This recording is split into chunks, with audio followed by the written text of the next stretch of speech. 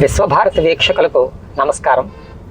ఈరోజు ఒక ప్రముఖ కవిని మీకు పరిచయం చేయబోతున్నాను. ఆ విశిష్ట వ్యక్తి ఒక ఉత్తమ ఉపన్యాసకులుగా, ఉత్తమ ఉపాధ్యాయుడిగా, ఒక పద్య రచయితగా ప్రపంచ ఖ్యాతి సాధించాను. ప్రపంచ ఖ్యాతి అనే మాటకి నేను కోరుతున్నానంటే, తానా వారు నిర్వహించిన పోటీల్లో ₹1,00,000 పురస్కారం పొందారు. ఆ పొందడానికి తాను దేశవ్యాప్తంగా ఎన్నో సాహిత్య సంస్థలు, అవుదు కళాకారులు వారిని ఘనంగా సన్మానించుకున్నాను. వారి శ్రీ కృష్ణ గారు వారిని వారికి పరిస్థితి చేస్తున్నాను. నాతో ముఖాముఖి చేయడానికి అంగీకరించాను. ముందుగా దానికి ధన్యవాదాలు చెబుతూ వారి యొక్క సాహిత్య ప్రస్థానాన్ని, వారికి సాహిత్యాభిలాష కలిగించిన వ్యక్తుల గురించి, కావ్యాల గురించి, వారి కవుల గురించి మనకి మనం విన్నాం. నమస్కారం అండి. ముద్రామూర్తి గారితో ఇవాళ రాజమండ్రి ప్రయాణం సాగుతోంది. వారు సుప్రసిద్ధ మహాకవులు, తెలుగుదేశం మహానుభావులు ఒకరుగా కీర్తి పొందినటువంటి కీర్తిశేషులు మహాకవి ముద్రామూర్తి సత్యనారాయణ శాస్త్రి గారి కుమార్. ఇవాళ మా కవులందరికీ ఒక పండగ రోజు. ఒక మహాకవి ఆంధ్రుడి చరిత్ర ఒక రసవత్త కావ్యంగా మార్చాను. ఈ చరిత్రని కావ్యంగా మలిచేటువంటి అతి క్లిష్టమైన సాహిత్య ప్రక్రియ ఒక మహాకావ్యంగా తీసుకురావు. అటువంటి ఒక గ్రంథం ఆంధ్ర పురాణం అని. తెలుగు తల్లి ఎప్పుడైనా తన సౌందర్యాలు అలంకరించుకున్నాక తన సౌందర్యం తాను చూసుకోవడానికి వీలుగా ఒక కావ్యం అనే అర్థం, కావ్యం అనే ముకురము పట్టుకున్నటువంటి మహానుభావులు ఆ ముద్రాబద్ధం సత్యనారాయణ శాస్త్రి గారు. ఆ శాస్త్రి గారు మీరు కలవడము, వారితో సంభాషించడం, వారి దీవెనలు పొందడము ఈ జీవితంలో గొప్ప అదృష్టంగా భావిస్తూ ఉన్నాను నేను నా 16వ ఏళ్ళ రాజమండ్రిలో అడుగుపెట్టాను. అప్పటికే మధురాపత్ర సత్యనారాయణ శాస్త్రి గారి సభలు ఎక్కడ జరుగుతున్నా పేపర్లో చూసి వెళ్ళి ఆయన పద్య పఠనము, ఆయన రాసి వచ్చి ఇంటూ ఉండేవాడి. అలా క్రమేపీ వారికి నేను చేరువయ్యాను. ఈ రెండో కారణం కూడా, ఆయన నన్ను ఇష్టపడడానికి కారణం ఏమిటంటే, వారి అమ్మమ్మ గారు ఊరు అయి పోలవరం, మా ఊరు పక్క ఊరు. వారి అత్తవారు కూడా అయి పోలవరం. కాబట్టి అత్తవారికి విశేషాలు తెలుసుకుంటూ ఉండేవారు. వెళ్ళినప్పుడు ఏదైనా సాహిత్యానికి సంబంధించిన కొన్ని విషయాలు నాకు చెప్తూ ఉండేవారు. అప్పట్లో నాకు అర్థమయ్యేది తక్కువ. నా వయసు కూడా చిన్నది. నేను ఆయన దగ్గర చాలా భయభక్తులుగా ఉండేవాడిని. ప్రశ్న వేయడానికి కూడా ఎంతో కొంత జ్ఞానం ఉండాలి కదా! అసలు ఆ జ్ఞానం ఏది నాకు లేదు. ఏదో వారిని చూసి ఆనందపడడం. ఒక మహాకవి ఆయన సమీపంలో కూర్చుంటే ఏదో ఒక తెలియని ఒక ఆనందం కలుగుతుంది. క్రమేపీ భాషా ప్రవీణ పూర్తయ్యేటప్పటికి వారి ఎడల నాకు చదువు కూడా ఎక్కువైంది. ఇతర అనుమానాలు ఉంటే అడుగుతూ ఉండేవాడిని సాహిత్యంలో. వారు కూడా చెబుతూ ఉండేవారు. ఆంధ్ర పురాణంలో పద్యాలు వారి ఎదుటిగానే నేను పాడినటువంటి సందర్భం కూడా ఉంది. ఒకసారి అయి పోలవరంకు వచ్చాను. వచ్చినప్పుడు వారితో నేను 2 రోజులు గడిపాను. ప్రతిరోజు వారి దగ్గర నేను కూర్చుండేవాడిని. కూర్చుంటే ఆయన, నాయనా నువ్వు ఏమైనా రాస్తున్నావా? ఏం రాస్తున్నావా అని అడిగాను. అడిగితే నేను ఒక పుస్తకం రాస్తున్నానండి. దాని పేరు 'ఋతుదీప్తి' అనే ఒక పుస్తకం రాస్తున్నాను. అంటే ఏది ఓ పద్యం చదువు. నేను చిన్నతనం అసలు ఆయన ముందు మనం పద్యం చదవని వ్యక్తి. అయినా సరే చాపల్యం. ఆ చాపల్యం వల్ల ఆయన ముందు ఓ పద్యం చదువు. ఇది ఇలా గీతమిత్తు గైకొనము తల్లి సంప్రదాయ ఆంధ్ర శారద, నీ కారుణికత్వ దివ్య మధుధారా వృష్టి పెంపొంది అభ్యుదోత్సాహ పరిమళ ప్రచుర భావోదారమైనట్టి నా ఎదతోటం ఋతుదీప్తి పూసే అది నీకేను నైవేద్యమై. ఈ పద్యం విన్నాక గురువు గారు అంటే శాస్త్రి గారు చాలా సంతోషించారు. నడుస్తూ ఉన్న ఆయన ఆగిపోయారు. నాకేసి తిరిగి, నాయనా నువ్వు మంచి కవి అవుతావు, బాగా సాధన చేయి అన్నారు. నేను మంచి కవిని అయ్యానో లేదో నాకు తెలియదు, కానీ కవిని మాత్రం అయ్యాను నేను. అంచేత సత్కవి వాక్యము రిత్తమోని అన్నారు. ఆయన ఆశీస్సులు ఆనాడు పొందాను. అప్పటి నుంచి ఆయన్నే నేను గురువుగా వరించాను. నా కవితా గురువు మధురాపంతుల సత్యనారాయణ శాస్త్రి గారు. వేరే కళాశాలలో గురువులు ఉన్నారు. వీర స్వామిజల సుబ్రహ్మణ్య శర్మ గారని మొట్టమొదటి నాకు సంస్కృతం నేర్పి ఓరియంటల్ కాలేజీకి పంపించిన గురువు గారు ఆయన. మధురాపంతుల వారు మాత్రం నా కవితా గురువు. నేను ఆయన పేరు చెప్పుకునే సాహిత్య రంగంలో తిరుగుతూ ఉన్నాను చాలా గర్వంగా.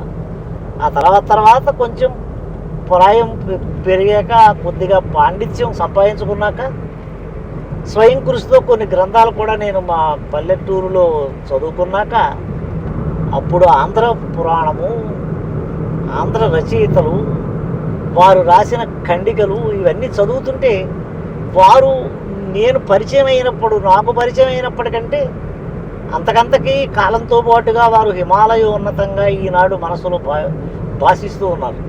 మహాకవుల యొక్క ప్రభావం అట్లా ఉంటుంది కాబోలు. త్రివిక్రమ అవతారంగా ఆయన ఈవేళ హృదయం అంతా నిండిపోయి ఉన్నారు. ఆనాడు అంతే అర్థమైనటువంటి పద్యాలు, వాటి విశిష్టతలు ఈవేళ ఇంకా కొత్తగా వినూత్నంగా అసలు ఏ మహాకవి ఇట్లా భావించలేడేమో అనేటువంటి విధంగా వారి పద్యాలు నేను చదవడము, ఆరాధించడము జరుగుతూ ఉంది. చాలా సంతోషం అండి. మధురాపంతుల వారితో మీకున్న అనుబంధాన్ని నాకు విడమరిచి చెప్పినందుకు ధన్యవాదాలు. అలాగే మీరు మీ ఇంటికి కల్పవృక్షం అని పేరు పెట్టుకున్నారు కదా, విశ్వనాథ సత్యనారాయణ గారిని, రామాయణ కల్పవృక్షాన్ని మీరు ఎలా ఆరాధించారు, ఎలా అభిమానించారో మాకు మీ ఇంటి పేరు చూస్తేనే తెలుస్తుంది. దాని గురించి ఆ పేరు వెనకాల కథ, విశ్వనాథ వారితో మీకుండే అనుబంధం, వారి సాహిత్యంతో మీకుండే అభిమానం నాకు వివరించగలరు. విశ్వనాథ సత్యనారాయణ గారు ఇప్పుడు మా గురువు గారు మధురాపంత సత్యనారాయణ శాస్త్రి గారి కంటే ఇంచుమించు ఒక 30 సంవత్సరముల వయసులో పెద్ద. ఆయనకి అంతటి గురుభావం ఉండేది. మా గురువు గారికి కూడా విశ్వనాథ వారి మీద అంత గురుభావం ఉండేది. ఒకసారి సరదాగా ఆయన అడిగాను, రామాయణ కల్పవృక్షం అంతా చదివారు ఆ గురువు గారు అని అడిగాను మధురాపంతుల వారు. చాలా చమత్కారంగా మాట్లాడతారు. అసలు ప్రతిపద్య చమత్కృతి అంటేనే ఆ చామకూర తర్వాత మళ్ళీ మధురాపంత సత్యనారాయణ శాస్త్రి గారే కదా. ఆయన చాలా చమత్కారంగా ఏమన్నారంటే, హరిద్వారంలో గొలుసులు పట్టుకుని స్నానం చేస్తారు కదా, ఆ విధంగా చదివాను అన్నారు. అంటే విశ్వనాథ శైలిలో కొట్టుకుపోకుండా తన శైలి ఎక్కడ మారిపోతుంది అనే భయంతో అక్కడక్కడ ప్రసిద్ధమైన ఘట్టాలు చదివారు అన్నమాట ఒక రకంగా ఆయన. నేను వెంటనే ఆలోచనలో పడ్డాను, అంత ఉరవడిగా ప్రవహించే శైల విశ్వనాథ వారిది అని. కల్పవృక్షం పుస్తకాలు ఆనాడు కొనుక్కొని చదువుతుంటే నిజంగా దాంట్లో మునకలు వేస్తూనే ఉన్నాం ఈనాటికి కూడా. అంటే వారు గురువు అయ్యారు, వారు గురుభావంతో ఆరాధించే విశ్వనాథ వారి సాహిత్యాన్ని కూడా నాకు ఆ విధంగా పరిచయం చేశారు. కాబట్టి అప్పటి నుంచి విశ్వనాథ సత్యనారాయణ గారి రామాయణ కల్పవృక్షము నిరంతరం చదువుతూ ఉన్నాం. దాంతోపాటు మా మధురాపంతుల వారి కావ్యాలు, ఈ రెండు కళ్ళు నా సాహిత్య జీవితానికి. కాబట్టి జంట తంత్రులు ఇవి, జంట తంత్రులు. విశ్వనాథ వారి కంటే విశ్వనాథ వారికి మధురాపంతుల వారు అంటే చాలా చాలా ఇష్టం. అధునాచులు పెను వెర్రివేషములుగా నాటాడుచుండంగా దీప్రద కన్నట్టిరు వారి పోకిళ్ళ కౌరానీయ మద్దతు మా మధునాపంతుల వంటి సత్కవి చెరింపంబోడు తన మార్గమును సుధ మేలవు రుచికెక్కినను మరమరాలు సొంపవుని ఆ జపకుండని మా గురువు గారిని విశ్వనాథ వారు ప్రశంసించారు. మరమరాలు తినే వాళ్ళకి అమృతం రుచి ఏం తెలుస్తుంది? అంచేత అమృతం రుచి తెలియాలంటే ఆంధ్ర పురాణం చదవాలి, లేదంటే రామాయణ కల్పవృక్షం చదవాలి.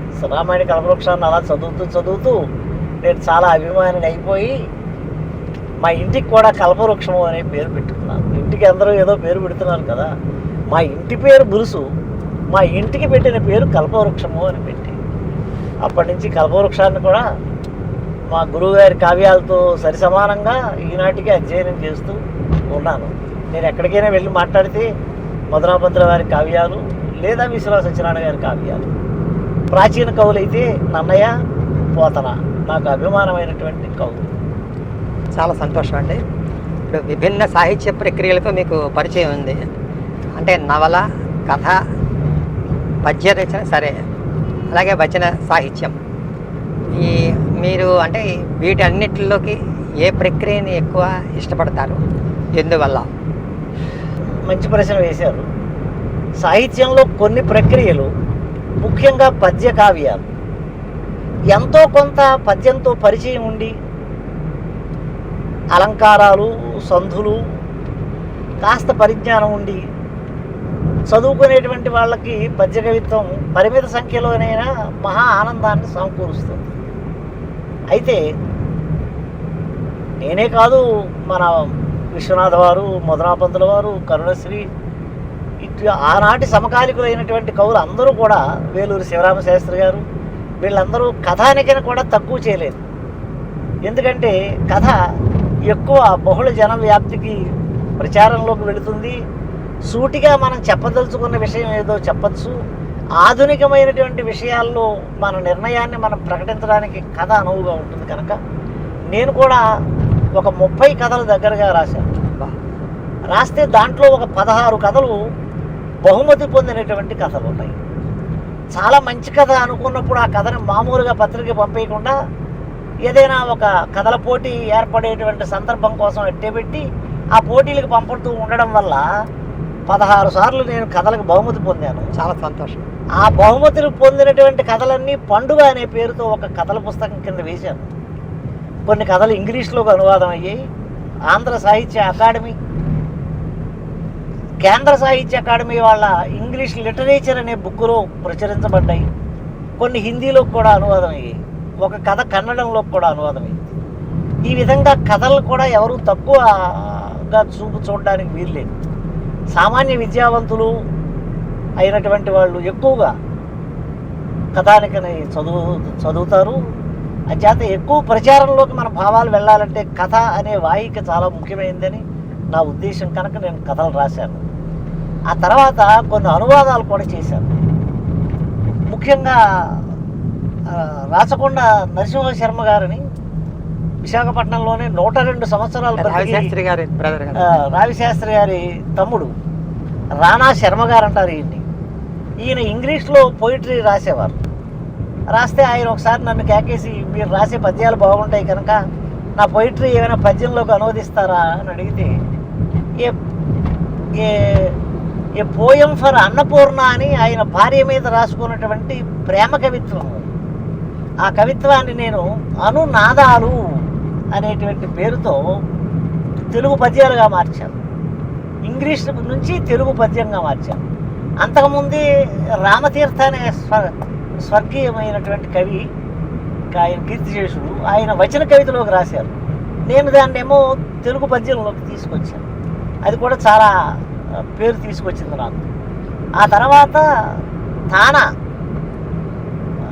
అమెరికాలో ఉండే ఆంధ్రులు వారి అసోసియేషన్ వాళ్ళు పెట్టినటువంటి పద్యకావ్యాల పోటీలో 96 మంది కవులు 2 రాష్ట్రాల నుంచి పాల్గొంటే దానికి నేను కూడా జీవన వాహిని అనే ఒక కావ్యాన్ని పంపించాను. అది ఏకైక ప్రథమ బహుమతిగా, నీకు అక్కడ ద్వితీయ తృతీయ బహుమతులు లేవు. ఈ 100 కావ్యాల నుంచి ఒకే ఒక్క కావ్యంగా నేను రాసిన రచన బహుమతి పొందింది. ₹1,00,000 బహుమతిని నాకు ఇచ్చారు. చాలా సంతోషం. ఇవన్నీ మనం నిరంతరంగా గురువు గారు చెప్పినట్లు నిరంతర సాధన చేయాలి. కవిత్వం అనేది ఒకరోజు ఒక నెల చేసేటువంటి పని కాదు. యావజ్జీవితము సాధన చేయవలసినటువంటి విషయం కవిత్వం కానీ ఏదైనా అంతే, సంగీతం కానీ ఏదైనా. కాబట్టి ఆ గురువు గారి మాటను తలదాల్చి ఈనాటి దాకా నజబై జేజరా భరణవ వరవ అనుకుంటూ కాలక్షేపం చేస్తున్నాం, అదే సంధ్యావందనం లాగా 3 కాలాల్లో. కాబట్టి అంతో కొంత మా గురువుగారి ఆశీస్సులు ఫలించాయనే నేను అనుకుంటున్నాను. ఏమైనా ఫలించకపోతే అది నా కృషి లోపం తప్ప వారి ఆశీర్వచన లోపం కాదని కూడా నమ్ముకుంటున్నాను నేను. వెంకటేశ్వర గారు చాలా మాకు చక్కటి విషయాలు చెప్పారు. గురువుల పట్ల మీకుండే ఆ గురుభావం అది ఇప్పటి తరానికి ఎంతో సహాయకంగా ఉంటుంది. అయితే దాదాపు మీరు సాహిత్య రంగంలో ప్రవేశించి 40 ఏళ్ళు దాటింది, 50 ఏళ్ళు కూడా దాటింటుండొచ్చు. అయితే అప్పటికి ఈనాటికి ఉండే తేడా మాధ్యమాల్లో, అప్పట్లో మీరు ఏ భారతికో జయంతికో పత్రికో ఏదో పత్రిక ఆంధ్రపత్రిక పంపించేవారు, కవితలు పడవచ్చు పడకపోవచ్చు. అది అంటే ఆ రోజులు సర్క్యులేషన్లో వాటి మీద వేసేవారు. ఇప్పుడు మీడియా మారింది, సోషల్ మీడియాలోకి వచ్చాం. దాన్ని మీరు ఆహ్వానిస్తున్నారా? దాన్ని మీరు ఎలా వాడుకుంటున్నారు? ఆ సాహిత్య ప్రేమికులకి దాని గురించి చెప్తారు. చేశారు నిర్మోహమాటంగానే చెప్పాలంటే ఇప్పుడు ప్రస్తుతం రాజ్యం ఏలుతున్నది ప్రక్రియ సినిమా పాట. ఈ సినిమా పాటకి యువతరం ఆకర్షితులు అవుతున్నారు. దాంట్లో సాహిత్యం ఉండనివ్వండి, ఉండకపోనివ్వండి, కేవలం బీట్కే ఇష్టపడుతూ ఉన్నారు. ఆ సినిమా పాట కూడా మళ్ళీ పూర్వకాలపు సినిమా పాటల్లాగా ఒక పద్ధతిగా ప్రవహించడం లేదు. ఏవేవో సంకర భాషతోటి తయారవుతూ ఉన్నాయి. అసలు తెలుగు పేరుతోటే సినిమాలు రావటం లేదు కదా, తెలుగు సినిమాలు తెలుగు పేరుతో రావటం లేదు. సరే, అలా ఉంది అన్నింటిలో. ఇక తెలుగు మరి పద్యం గురించి చెప్పవలసి వస్తే, పద్యానికి పూర్వకాలం ఇప్పుడు 70-60 ఏళ్ళు అలా వయసు ఉన్నటువంటి పాఠకులే ఉంటున్నారు.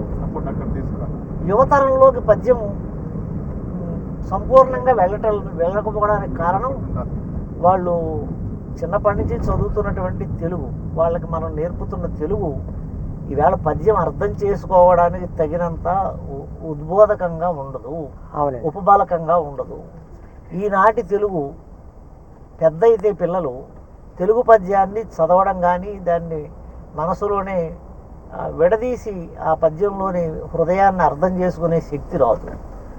ఎందుకంటే అంతకంతకి సిలబస్ బాగా తేలిక చేద్దాము అనేటువంటి దృష్టితో అసలు లాంగ్వేజెస్ మీదే పెద్ద శ్రద్ధ లేదు విద్యాశాఖకి, తెలుగు మీద అసలు లేదు. ఎంతసేపు లాంగ్వేజెస్ గ్రూప్ సబ్జెక్టుల మీద చూపించేటువంటి శ్రద్ధ మిగతా వాటి మీద చూపించట్లేదు. దాని ప్రభావం మళ్ళీ వాళ్ళు ఉద్యోగస్తులయ్యాక తెలుస్తుంది. వాళ్ళు ఎంత తెలుగును కోల్పోయారో వాళ్ళ మాటల్లోనే వాళ్ళు చాలా బాధపడుతూ ఉన్నారు. అయ్యా, మాకు పద్యం అర్థం కావడం లేదండి, మాకు సరిగ్గా చెప్పలేదు అని. అంచేత పద్య భాగం చెప్పలేకపోతుండే తెలుగు పండితులు వచ్చారు, పద్యాన్ని చదవలేని తెలుగు పండితులు వచ్చారు. వాళ్ళు పిల్లలకి దాన్ని సమర్థంగా చెప్పలేకపోతున్నారు. ఇంతకు ముందు తరాల్లో ఉండేటువంటి తెలుగు ఇప్పుడు అంతకంతకి నీరసపడుతోంది. ఇప్పటికే బాగా నీరసపడిపోయింది. ఇప్పుడు కొత్తగా వచ్చినటువంటి ఇంకొక విప్లవం ఏమిటంటే, పిల్లలు తెలుగు పద్యాలు బట్టి పట్టక్కర్లేదు అని ప్రభుత్వం తెలియజేస్తోంది. పువ్వు గుర్తులు తొలగించారు పూర్తిగా. తెలుగు పద్యానికి పువ్వులు తీసేశారు, పువ్వులు లేవు ఇప్పుడు. అదే పువ్వులు లేని పద్యాలు బట్టి పడితే ఇదివరకు పువ్వు గుర్తున్న పద్యాలు బట్టి పడితే ముసలితనంలో కూడా బట్టి పెడితే మా ఎస్ఎల్సీలో ఈ పద్యాలు చదివాము, 8th క్లాస్లో ఈ పద్యాలు కంఠస్థం చేసామని అప్పగించేవారు. ఇప్పుడు అసలు కంఠస్థం చేయవలసిన పనే లేదు, తెలుగులో ఏ పద్యము చదవక్కర్లేదు. ఇట్లాగే ఎంతసేపు ఎక్కువ మంది పిల్లల్ని సబ్జెక్టులో పాస్ చేయాలనే ఉద్దేశమే కనపడుతోంది తప్ప, పిల్లవాడికి చదువు అయిపోయాక మరపు రాకుండా వాడి మనసులో ఉండేటట్టుగా కొన్ని తెలుగు మహాకవులు రాసిన 4 పద్యాలు వాడికి జీవితాంతం తోడుగా ఉండేటువంటి సందర్భం పిల్లలు కోల్పోతూ ఉంటారు. ఇది మరి తల్లిదండ్రులు ఆ ఇష్టాన్ని పిల్లలది కలిగించి ఇంటి దగ్గరే వేమన శతకము, సుమతి శతకము లాంటివి మంచి మంచి శతకాలు పిల్లలకి వాళ్ళే నేర్పుకోవాలి. ఇప్పుడు ఈ భాషను రక్షించవలసినటువంటి బాధ్యత ప్రభుత్వం భుజాల మించి, ఉపాధ్యాయుల భుజాల మించి మళ్ళీ తల్లిదండ్రుల భుజాల మీదకి మనం మార్చవలసి వస్తుంది. వాళ్ళే చెప్పుకోవాలి, వాళ్ళ పిల్లలకు తెలుగు పద్యాలు తల్లిదండ్రులే చెప్పుకోవాలి అనే ఇప్పుడు అనిపిస్తుంది. అవునండి, మీరు చెప్పింది అక్షర సత్యం. ఇప్పుడు ఎన్నో ఈ సాహిత్య ప్రక్రియ గురించి మాట్లాడుతున్నాం. అయితే అవధానాలు మీద మీకు ఎప్పుడైనా ఆసక్తి కలిగిందా? మీరు ఎప్పుడైనా అవధానం చేయాలని ప్రయత్నం చేశారా? దాని వైపు మీరు ఎందుకు దృష్టి పెట్టలేదు? ప్రస్తుతం అవధానాలు సాగుతున్న విధానం ప్రయోజనదాయకమేనా? అవధానాలు నేను 2 చేశాను. చదువుకునే కాలంలో మా కాలేజీలో ఒకసారి చేశాను, గౌతమి విద్యాపీఠం రాజమండ్రిలో. తర్వాత అవధానం ఏదో ఆ కాలేజీలో చేసేట మా ఊర్లో చేయలేదు అని చెప్పి మా ఊర్లో ఒక అవధానం చేయించారు నా చేత. ఈ సంగతి నేను మా గురువు గారు మదనాపంతుల సత్యనారాయణ శాస్త్రి గారికి చెప్తే, అవధానాలు చెయ్యకండి, నిలకడగా కవిత్వాన్ని రాయండి అని ఆయన నాకు హితవు చెప్పారు. ఆ గురువు గారి మాటను ఈ క్షణం దాకా పాటిస్తూ అవధానాల జోలికి మళ్ళీ వెళ్ళలేదు. ఎందుకు అంటే నిలకడ వలయు కృతికి అని అప్పకవి చెప్పిన మాటే మా గురువు గారు చెప్తున్నారు. తెలుగు పద్యం రాసినటువంటి పద్యం కలకాలం నిలబడాలంటే చాలా ఆలోచించి ఆ పద్యంలోని పదప్రయోగాలు బాగా ఆలోచించి భావాన్ని చక్కగా వెన్న తీసినట్టు చిలికి ఉత్తమోత్తమైన స్థితిలో అందజేస్తే ఆ పద్యం చిరస్థాయిగా నిలబడుతుంది. గబగబ ఆ పద్యం తర్వాత పద్యం అడగగానే ప్రశ్న అడగగానే ఒక పద్యం ప్రశ్న అడగగానే ఇంకొక పద్యం అట్లా చెప్పేస్తుంటే ఆ పద్యాలన్నీ పల్చగా తయారవుతాయి, చెప్పిన వెంటనే నశిస్తాయి. ఆ పద్యం అవధాన పద్యాలు చెప్తున్నాడు, ఏ ఒక్క పద్యమైనా ఆయన ఇంటికి పట్టుకెళ్ళి మళ్ళీ మననం చేసుకుంటున్నాడా? రాసుకుంటున్న పృచ్ఛకులు ఆ పద్యాలు ఇంటికి తీసుకెళ్ళి కంఠస్థం చేస్తున్నారా? వాటి విలువ అక్కడే ఆ వేదిక మీదే అవధానం చేస్తున్నంతసేపే ఆ పద్యాల యొక్క మనుగడ. ఆ తర్వాత మళ్ళీ ఆ కాగితాలు ఎక్కడ పడేస్తారో ఏమి ఇంకా దాని గురించి ప్రసక్తి ఉండదు. చాలా సంతోషం అండి. మీరు ఇటీవల ఒక వాట్సాప్ గ్రూపు క్రియేట్ చేసి అందులో 100 మందికి పైగా సభ్యులను చేర్చి వారికి పాత సాహిత్యాన్ని అంటే మన పెద్దలు పూర్వులు రాసిన ప్రబంధ కావ్యాలని వాటిని కూడా పరిచయం చేసినట్టు విన్నాము. చాలా సంతోషం అండి. వారు ఎలాంటి ఆసక్తి చూపుతున్నారో దాంట్లో మీరు చెప్పగలరా? తప్పకుండానండి.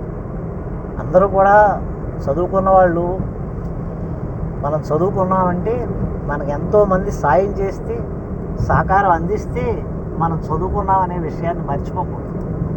ఎందరో గురువులు చాలా చాలా తక్కువ జీతాలు ఇవాళ చెప్తే నవ్వుతారు కూడా. 150-200 రూపాయల జీతం తీసుకొని గంపెడు మంది పిల్లలతో చాలీసాలని జీతాలతో కూడా ఆనాడు మనకి విద్యాబోధన చేశారు మా గురువు. వాళ్ళే కాదు, అన్నం పెట్టిన వాళ్ళు ఉన్నారు, ఆదరించిన వాళ్ళు ఉన్నారు. ఇంతమంది యొక్క సహకారంతో ఈవేళ ఈ స్థితిలో ఉన్నాం. కాబట్టి సమాజం యొక్క రుణం తీర్చుకోవాలి ప్రతివాడు. చదువుకున్నాక ఉద్యోగస్తుడయ్యాక ఆ గురువుల యొక్క రుణం ఏ విధంగా తీరుతుందంటే మనం తెలుసుకున్నటువంటి విషయాన్ని ఎవరికైనా నలుగురికి ఉచితంగా మనం చెప్పగలిగితేనే ఆ గురు రుణం తీరుతుంది, గురువుల ఆశీస్సులు మనకు లభిస్తాయి. కాబట్టి ఏదో చదువుకున్నాం, ఉద్యోగం చేసాం, పిల్లలు వృద్ధిలోకి వచ్చారు, ఇప్పుడు రిటైర్ అయిపోయినటువంటి తీరికమైనటువంటి కాలాన్ని కేవలం స్వార్థంగానే గడుపుకోకుండా ఉన్నంతలో కొంచెం పరార్థంగా గడుపుదామని జయము భారత శ్రవణము అనే ఒక గ్రూపు పెట్టి ఆ గ్రూపులో కవిత్రయ భారతాన్ని 3 సంవత్సరాలు చెప్పాను. దాంట్లో 110 మంది సభ్యులు ఉన్నారు. ప్రతిరోజు ఒక అరగంట 2 ఆడియోలు వాళ్ళకి పెడుతూ ఉన్నాను. ఇప్పుడు మహాభారతం అయిపోయింది, హరివంశం చెప్తూ ఉన్నాను. చాలా శ్రద్ధాసక్తులతో వింటున్నారు. పైగా అంచేత పూర్వకాలపు మహాకవుల పద్యాలకి ఇప్పటికీ క్షతి లేదు, చాలా ఆనందపడుతూ ఉన్నారు. అర్థం చెప్పేవాళ్ళు ఉండాలి, వ్యాఖ్యానపూర్వకమైన కావ్యాలు కావాలి ఈ రోజు. చాలా సంతోషం అండి. మీరు వాట్సాప్ గ్రూప్ క్రియేట్ చేయడం వల్ల సాహిత్యాభిమానం దేశంలో బాగా పెరుగుతుంది. భవిష్యత్తులో మీ గ్రూపులో మరింత మంది చేరాలని మా ఆకాంక్ష.